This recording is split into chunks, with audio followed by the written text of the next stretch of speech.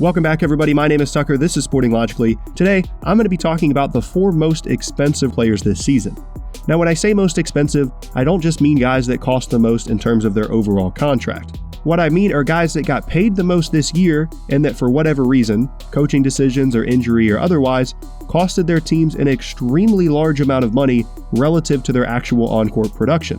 Obviously, in either of these situations, I'm not making fun of these guys for being benched or for being hurt. I'm simply pointing out how much it cost each of their teams to get the very limited on-court production that they provided this season. One quick note is there was a good amount of confusion the last time that I used player salaries. I'm using this page you see on screen over on ESPN.com, which shows player salaries for this season only, not the entire life of their current contract.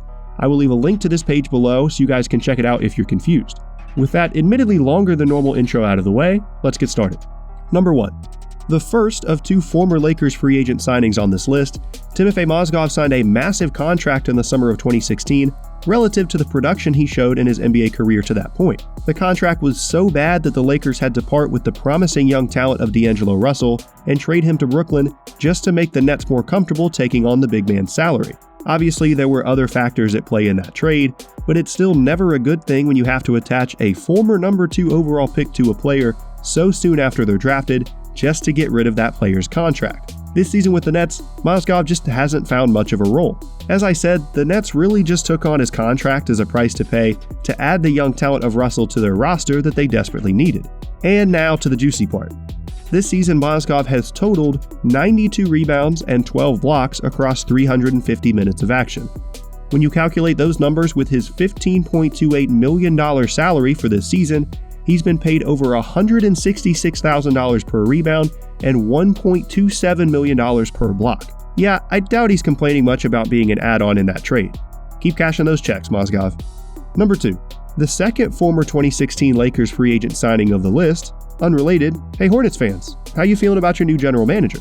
Anyway, Luol Deng honestly almost made me sick when I saw these numbers. I knew he had barely played this season, but I had no idea how bad the situation had gotten. According to a report by the LA Times, actually, let me read this off to you guys.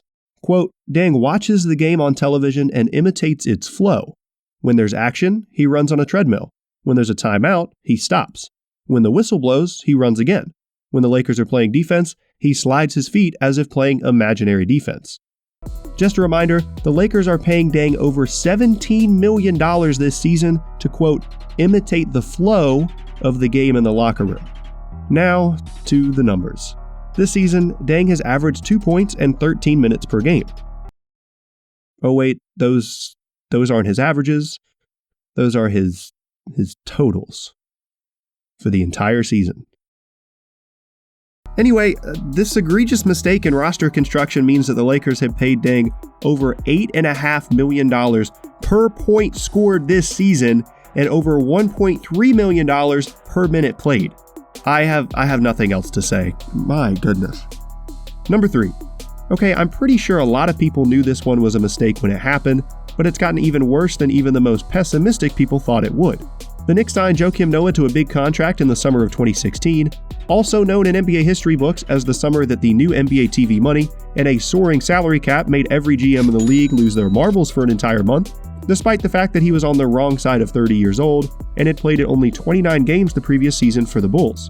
Noah has only played in 7 games this season and doesn't even participate in team activities anymore as a result of a disagreement with head coach Jeff Hornacek that reportedly got physical and the team's stated desire and inability to trade the big man.